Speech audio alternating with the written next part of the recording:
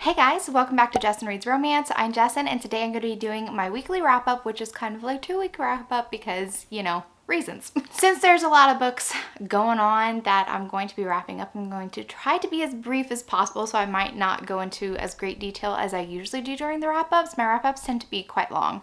But since I'm doubling up, I don't want to take too much of you guys' time, and I just want to talk about the books that I read because I've been having a really good streak of books lately, I would say. First up, I have to talk about Twice Shy because I forgot about it in my last weekly wrap-up. So Twice Shy, I got an arc of this. This is the first book that I ever read by Sarah Hogel, and I ended up by giving this book 4 stars. In the beginning, I wasn't quite sure about how I was supposed to feel about this book because being in the heroine's point of view, Maybelle is really interesting and a little bit confusing in the first part of the book because I believe the first thing that we're in her head and she's in her AU, her alternate universe, and it's this cafe that she's built up in her mind because her life pretty much sucks. And then she gets word that her aunt, her strange aunt, who she's only spent 1 summer with, recently died and willed her 70 acres and a huge mansion that she has very fond memories of. And so she's like, wow, okay, so I can quit the job that I hate, that I'm underappreciated of, and I really don't have that much friends, so maybe this will be a new lease on life. She heads over there, and the woman who delivered the news is also at the house, and she's like, there's one little thing I forgot to tell you. You're not the only one who inherited this land and this house. Your aunt actually willed part ownership to the groundskeeper, Wesley, who has been living here for about like 2 or 3 years. And so they have to share this property. And he is not happy about her being there. And he's very gruff and very like unwelcoming towards her. So she has this dream about this house. Like she has this picture of the house that she spent 1 summer with, 1 happy summer, because her mom's like a crappy mom. When she enters into the house, she's like, what happened? Because the house is decrepit. And when she enters in, it's like a hoarder's dream. It is filled to the brim with stuff, and she's just like, wow, I don't know what happened. And Wesley's just like, well, if you were here for the past couple years, maybe you would know your aunt better. Like, I don't even know why she willed you this. Basically making her feel bad about never visiting her aunt. There's complicated history with Maybelle. And I ended up by really enjoying this book. It is a bit of a slow burn, forced proximity because they are forced to stay in the same vicinity. He actually has a groundskeeper cottage that he lives in. And he's like, well, you can take your aunt's old room and you can stay there and I'll go up in the attic room. It's a 2nd bedroom. So it takes a while to get to know Wesley, and he's really gruff, and we come to find out later that he suffers from severe social anxiety. And I really kind of like identified that whenever he was confessing it, and his reactions to Maybelle aren't great, but his social anxiety really explains why it was so hard for him to deal with Maybelle, and he did the best that he could. And this is also a virgin hero romance, so I thought it was really sweet. I wish the sex scenes were spicier though, because it just kind of like, it was there, but it was like glossed over. It was one of those things that are just like, oh, they like came together and it was wonderful and magical, and then all of a sudden it's done. And I was like, oh, okay. Anyway, so 4 stars for that one. It was good. It did take me a while to get invested in the book though. I spent way longer talking about the book than I expected to talk. Oh my goodness, this might be a long one. Next I read Start a Fire by J. Wolfe. This is a high school bully romance. And I read this book at the behest of Jen from the Book Refuge because we both really like these kind of darker romances. And this one promised to be kind of similar to Untouchable, which we both enjoyed. I really did like this book. I liked Sebastian and I liked Grace. They were some very interesting characters. I really liked Grace and her mom. So she recently lost her dad.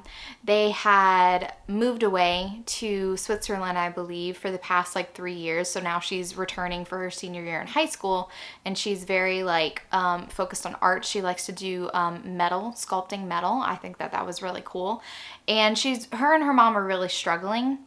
They used to be pretty well off, pretty like upper middle class, and now they're in like a crappy apartment and stuff. And then there's this guy named Sebastian who suddenly has it like out for her, and he wasn't as like bullying as I thought he was going to be, and that wasn't a bad thing, obviously.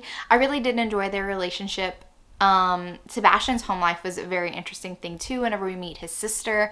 And I know that the second book's going to be coming out with her friend being the heroine, but I do hope we see Sebastian's sister a little bit more because she kind of breaks my heart. And the only thing I didn't like about this book was the conflict toward the end. I feel like Grace was freaking out a lot, and that was my least favorite part about the book. So I'm gonna give this book 4.5 stars. Then I read Say Yes to the Duke by Eloisa James. I'm continuing with the series, The Wilds of Lindo Castle, and this was definitely one of my favorite ones. I really love Say No to the Duke. I really love Say Yes to the Duke. And when I decided to go log in my rating on Goodreads and I rated it 5 stars because I really love this book, I was so surprised to see that a lot of people that I follow usually have similar taste and ratings for books. They rated this book pretty lowly, and I was very surprised by that. I loved Viola. Viola is the daughter of the current Duchess of Lindo, and she suffers from severe shyness. She even vomits because she is so anxious, and like I feel that because I do have some social anxiety as well. It's definitely not as bad as hers, so I identified with her plight. And suddenly this vicar comes, he's going to be like the new vicar, and he's very beautiful. He's extremely like angelic looking, and he's engaged to this horrible person like Miss Pettigrew, who she's like this daughter of a bishop, and it's like her calling to be the wife of a bishop, future bishop vicar. So she's attached herself to this new vicar. But Viola's like, he's gonna have a terrible marriage, and like maybe I can convince him to marry me. So she's kind of mooning over this vicar. She's having a very like platonic relationship with him, writing to him about his sermons, and I really enjoyed that. Well, one night there's a ball going on and she decides to write to the vicar saying that she needs his counsel. Please come meet me in the library. She goes in the library, but 2 men are in there, and so she kind of just sits still in the corner and they're talking. And this is Winter. He's a duke and he needs to find a wife, and he might have his sights set on Joan. When his uncle mentions, oh, there's also Viola, she's the daughter of a duke, basically, because the Duke of Lindo really considers Viola his daughter and treats her the same way, but Winter's like, no, she's not really the daughter of a duke, and I'll at least take Joan, even though she's rumored to be like not his actual biological daughter. Viola has to sit here and listen to the Duke of Winter basically say not so nice things about her, about how she is extremely shy, she is not very interesting, and at least he'll take Joan, and he's really like sticking his foot in it, and he doesn't even know it. And when her presence is made known, she has had time to set away her normal shyness in order to get extremely offended, and so she's able to stand up to him, and I really love that because now he's confronted with this girl who he has this impression of. He really hasn't met her before, and suddenly she becomes interesting because she is standing up to him and calling him out on his bullshit. And Winter is reevaluating and being like, maybe this is a good option for a wife. I like her. And so he kind of starts courting Viola. And Viola, since she's so mad at him and she's so offended by how superior he is and how he's so snobbish, and Viola's like, you're not gonna marry me? You're not gonna marry my sister Joan. I'll make sure of that. And I really loved their romance. I really loved the Duke of Winter. I really loved how he shored up Viola. It was like they were the missing puzzle pieces in each other's lives. She brought joy and lightness to him, and he gave her confidence. So I really liked this book, like a lot. So it was one of my favorites of the series. Next, I read The Affair by Gianna Darling. So Gianna Darling is going to not continue the series. This is a trilogy, and The Affair is a novella. The novella, not prequel, but start to the relationship. It was free a couple of weeks ago, maybe like a couple of months ago in her newsletter. So I had already downloaded it, and she announced that she was going to recover the entire series, and there is a new cover. I think it's really gorgeous. But she's going to write about some secondary characters soon-ish. So I decided to pick up The Affair. I loathed this book with a passion. So the heroine, Giselle, she has a fear of flying, and she's in like first class. Her siblings are pretty famous. I think 2 of her siblings are like actors, and I forgot what the other sibling does. but she needs a break. She needs a vacation. So they're like, before you come to our basically family reunion, why don't you go? I think she was supposed to go with her friend, who's also pretty famous. I don't know. Why don't you go to a tropical vacation, relax for the week before the family reunion? She, on the flight, meets this guy, and she just knows him as Sinclair, which I'm assuming is his last name. We never get to know his first name. There's definitely some flirty vibes going on the plane ride, and when they go gather their bags, they kind of just like part ways, and he says something to the fact that like, I'm really tempted, but like I can't do this type of thing. They end up by being at the same resort, and they run into each other again. He's apparently there for business, and the whole premise of the story is he has been in a relationship, a long-term relationship with his girlfriend, and these people who he's having like a business vacation with all know that he is attached. But yet he starts up something with Giselle, who gives her name as Elle because nobody really calls her that, and she wants to be Elle for a while. And this is all a setup for this kind of like, not misunderstanding, but spoilers if you don't want to know what happened, but I was very put off, and the situation is so unbelievable that it did not work for me in a way that I'm like, this is 2 stars. She quickly discovers that he is not available, and he's like, I want you anyway. Their relationship is extremely sexual, but the sex scenes did nothing for me, like at all. I just didn't feel anything besides what they were feeling for each other was extreme lust. And I knew that his girlfriend was going to end up by being one of her sisters. So she lives in Paris, and they kind of grew up in Paris, but now the majority of her family is in New York. And so she doesn't often see them. And so this creates a situation where apparently her sister has never mentioned, Elena has never mentioned the name of her fiance. She has never mentioned the name of her sister to her fiance, Sinclair. And so she's sleeping with her sister's long-term boyfriend. There's no pictures of Giselle in the house. Like, he's never seen a picture of the sister. It is just so unbelievable. And the fact that a lot of his friends that are there at the resort are basically like, they're warming up to Giselle, and they like know her sister, and they like have no problem with him cheating on his long-term girlfriend, except for like his personal assistant who like hates her on site. And I'm just like, oh, this is such a miss for me. I did not like it. I will not be continuing with this series. Then I read Wicked Abyss by Cressly Cole, so I'm finally caught up with Immortals After Dark. I'm ready for Monroe to come out. Yes, please. I gave this book 4 stars, and probably because I read it pretty soon after I finished Sweet Ruin, and Sweet Ruin is one of my favorites of the series. So I liked it, but whenever I'm comparing it to Sweet Ruin, I was like, I didn't like it nearly as much. So we have Abyssian, and he's basically like the lord, the god of hell. Sabine and Lanthe deliver Camilla to Abyssian because she's like the reincarnated version of somebody who betrayed him. So he wants his revenge, but also like this is his fated mate. And he is beastly in appearance. So it's kind of like a Beauty and the Beast type of thing because he looks like a demon from hell. Like, he doesn't look attractive. There's this curse. And I just didn't find the plot to be as compelling as Sweet Ruin. Like, I was so invested in every aspect of Sweet Ruin, but for a lot of Wicked Abyss, I was just kind of like, okay, come on, let's get to the good stuff. Let's get to the relationship stuff.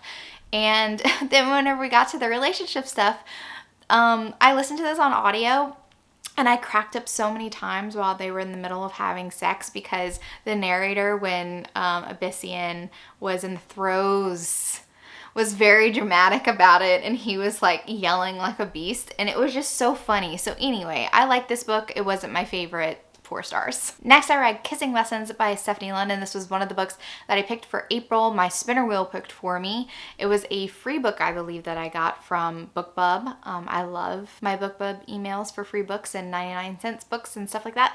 And this book was really cute to start off with. I really like the premise of it. How this town, Kissing Creek, was like a hotbed for romantic puns. Like, all of the stores are named like for like something super romantic. They're capitalizing on the town name basically. And so the sound of this book sounded very light and fun, and I was expecting more of a light and fun vibe, but it really was very, very heavy. The things that they were dealing with were very, very heavy. And a lot of it revolves around Audrey, who she is the eldest of she has 3 younger siblings, and she is basically taking care of them. Her father is around, but he doesn't want to work at all, and so it's basically up to Audrey to make money and pay the bills. But she does take a couple of classes in the local college. She's not working toward a degree, she just likes taking classes at college, and she does save up some money, even though she feels guilty about using this money because she knows that she needs to spend it on her siblings for like clothes and food and stuff. And Audrey is a plus size heroine. So when this guy, she works at a coffee shop, when this guy comes in and wants to use his professor discount, she immediately pegs him. She's like, oh, I see what you're doing. We're cracking down on people who claim that they're part of the university. And he's like, I haven't gotten my ID yet. I'm new. And she's like, you're not going to pull one over on me. But he is a new professor, Ronan. And they kind of start up a romance. But it's a lot of Audrey not believing Ronan is truly interested in her, or like pities her, feels bad about her situation whenever he finds out. And it was just like the way that her father treats her and basically says like, I don't understand why you think that taking some classes is going to make you super smart. Like, you think you're so much smarter than us. You're trying to make yourself better, but you're always basically going to be trash. And like, I wish you would just settle for being trash. That's basically what her father is telling her. And I was just like, wow. So this was not quite an enjoyable read for me. I'm going to give this book 3 stars. I wish that there was more to the romance between Ronan and Audrey, because I feel like they kind of just like were together suddenly. And I don't know. It just was a lot of focus on Audrey's situation. And it was very hard to read about that. But anyway. And then finally, I wrapped up The Wilds of Lindo Castle with Wild Child. And this is Lady Joan. And Lady Joan is notoriously not the biological daughter of the Duke of Lindo. Her mother had an affair, and she obviously looks like this other guy. But the Duke of Lindo has always claimed Joan as his own, and we'll hear none to the contrary. He's just like, don't even speak of it. She is my daughter. And the romance between Joan and Thaddeus was really great. I really did enjoy this, especially because like Thaddeus is like, I need to marry somebody of astounding reputation, and that puts Joan not in the running. But he can't help but be attracted to Joan, and there is this wager, and she says that she'll find him a suitable wife, and as long as he finds her a suitable husband. But of course he eventually like gets jealous because he wants Joan, and it's basically his hang-ups about what he should want in a wife that he just needs to get over himself, basically. So I did really love this one. I'm gonna give this one 4.5 stars just because I didn't love it as much as Say No to the Duke and Say Yes to the Duke. But I really love Joan's character. She was really fun.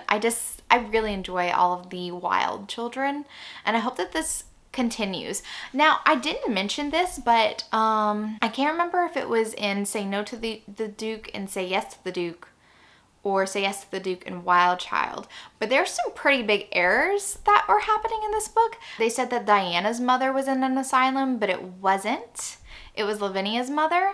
And then what else did they say? They said that Alaric was the oldest, and it's not. It's North. North is the oldest. So it was just like some weird, really big errors in those books, and I didn't expect it from such a big author like Eloisa James and Avon. So I thought that that was weird. Then I reread Son of Shadows by Juliette Marie. This was such a great book. I love this series so much. This is not a romance. This is historical fantasy with a romantic element in it, but it's so worth it. If you like fantasy stories that heavily lean on mythology, in this case Celtic Irish mythology, it's just such an enjoyable read. I love Leodin. Leodin is our heroine, and she is the daughter of Circa, who was the heroine of Daughter of the Forest, which we recorded for the podcast last week. And Leodin is just so great. And this is kind of like a captor-captive romance, because she's a healer. She gets captured by this band of mercenary men to help heal the smithy, who unfortunately had an accident and his whole arm was like smashed. And so she is trying to keep this man alive. And the chief of this band of mercenaries, who they just call him the chief, but she's like, I'm not calling you chief, like you're not my chief, so I'm just gonna name you Bran, because he's fully tattooed on one side of his body, his entire body, and he has like the mark of like a raven. And so he's like, she says, I'm gonna call you Bran because it comes from like a folktale Bran. It's their romance. He has a lot against women and he thinks that women are like tricksters, always have an ulterior motive. So he does not trust Theoden, always makes comments on like, don't use your feminine wiles on any of my men, and they end up by falling for each other, but like they can't quite be together because he is a mercenary and she's the daughter of an important house. So this is their romance. I really freaking love this, and I want to read Heir of Seven Waters, which is the 4th book in the series and another one of my favorites. So I'll probably be reading that one soon. I love it. Five freaking stars. Next, I read Stolen Heir by Sophie Lark. And if you remember, in my last weekly wrap up, I said that I DNF'd the first book of the series because I was like, the heroine annoyed me so bad. I did not like Ada. And so I DNF'd Ada and Callum's book, and I listened to Jen, and she said, I'm pretty sure you're gonna like the second book, so why don't you try out the second book? And I was like, okay, I will. I didn't like hate the writing or anything. It was just the characters that was not pulling me through that first book. So I'm so glad that I started this one. I give Stolen Heir 5 stars. The hero, Mikołaj, he is, he's Polish and he grew up very poor, and he has a very tragic backstory to do with his sister, and that's like how he got involved with the Polish mafia. And so now he's in Chicago, and he is recently the new head of the Polish mafia. He wants revenge against the Gallows and the Griffins, and the Griffins have a daughter, Nessa, and Nessa is really not involved in anything to do with the mafia. And I really like the way that this mafia family operates, because if some of their kids don't want to be involved, they're not involved. She has other interests. She is a ballerina. She wants to choreograph dances. And she, of course, is very beautiful. So he kidnaps her and is just watching her family and the Gallows, who are family by marriage since Ada married her older brother Callum, just running around Chicago searching for Nessa. And I love the slow evolution of their relationship, how he is such a hardened badass, fully tattooed, and the way that Nessa just, definitely not on purpose, warms her way into his heart. I love their romance so much. It was such a great Beauty and the Beast retelling, a modern retelling, and it's very heavily referenced because she loves Beauty and the Beast, and she's like, why was there not a ballet for Beauty and the Beast? And so she decides to basically choreograph her own ballet for Beauty and the Beast. And so it's very heavily referenced, and it was so freaking great. I love this one, 5 stars. Then I went on a binge for the rest of the series, so you'll be hearing about the rest of the books. The next one is Savage Lover, and this had a completely different vibe. Completely. And I will say this, every single book in the series is completely different. It is very unique. The characters are very carefully crafted, and I love this diversity in books. It's so good. It's like unlike any other mafia romance that I've ever read. Nero is really into cars and racing, and Camille, her dad owns an auto shop, and she is also a mechanic. And I really like it because she has this brother, a half brother. The mom was not in the picture and basically just dropped off her younger brother on the doorstep and left him. So she's kind of been holding up the family because we find out later that her father is sick. He has cancer, and so she is really struggling, and she and Nero kind of cross paths. They went to high school together. They never really had any interactions, and suddenly he's seeing Camille for the first time, and he's very intrigued. And I love their relationship. It was just very sweet, very different, and Nero really doesn't have too much to do with the immediate like Gallo mafia crime family to do. He just like does like petty theft. Well, he robs a bank, like a huge bank. But anyway, I really enjoyed this story, not as much as Stolen Heir, so I'm gonna give this book 4 stars. Very different, kind of like Fast and Furious, like that. Then I read Bloody Heart, and this is the story of Dante, who's the oldest Gallo, and this is a second chance romance between him and this girl named Simone. So they met whenever they were really young. Simone was just 17, and she's the daughter of this ambassador, and so they come from 2 opposite worlds. She comes from a politically inclined family and he comes from a criminal background. So it's a forbidden romance, and they are secretly seeing each other when they're kids, until when they decide to announce their relationship to her dad, he is just like, absolutely not. So they are separated for years, and then by chance, they meet again. So Dante was so heartbroken after Simone left. Simone ended up by making a career out of her modeling, which her father was disappointed in that track because he wanted her to be more politically inclined and stuff like that, but she was rebelling because of reasons, which are spoilers, and I'm not going to go into that, but oh my God, I felt so bad for Simone, and I don't like her family. Her sister's the exception, but there's something that happens involving her sister, that situation, that was mostly the doing of her father and her mom, because her mom didn't say anything against this, that I was just like, this is not okay. Y'all owe her an apology, and she never gets it from her family, but I digress. Dante was so heartbroken, he went into the army, so he is a veteran, but now he serves as like a bodyguard. He is guarding Callum and also Simone's father, like 10 years later when they're supposed to be making a speech and stuff, and so they're thrown into each other's path. And like, I really loved their relationship. I wish there was more to this book. I wish that there was more time spent with them in the present day, getting to know each other again and reconnecting. I just felt like their relationship needed a little bit more time to breathe. But I really did like this one. So I'm going to give this book 4 stars. I just wish that it was longer. They just needed more time together after their heartbreaking teenage years. And lastly, Broken Vow. Oh my God, not lastly, sorry, but I've been waiting to talk about this one. So Broken Vow, the heroine Riona, she is the eldest daughter of the Griffins, and she's Nessa's oldest sister. She's always been very serious, and she's always been very interested in the family business, and she is a lawyer. She and Dante are actually really good friends. Well, Dante also has this army buddy friend, and when it becomes apparent that someone is after Riona, they tried to drown her in a pool, she needs a bodyguard. This guy named Raylan, who we do meet in the previous book, he comes guard her. And he is her complete opposite. He's like jovial, and he is like Mr. Charming, and she is Miss Buttoned Up, no nonsense, does not want him messing up her very ordered life. It is so great. And he is a country boy. He's from Tennessee. His mom has a ranch, and their romance is so great. Opposites attract. It is amazing. I love Raylan and Riona so much. They're my favorites. Raylan and Riona and Nessa and Mikolaj are my favorites. Amazing. 5+ stars. I love this book so much. You'll probably see it on the podcast. Then I read Heavy Crown, which is the last book in the series, before we get to the next series, which is a spinoff for the next generation. So Sebastian is the youngest, and he had a plan to become an NBA star, and his knee was crushed in an altercation in the first book, which is part of the reason why I didn't like the first book, because his sister kind of had a hand in that.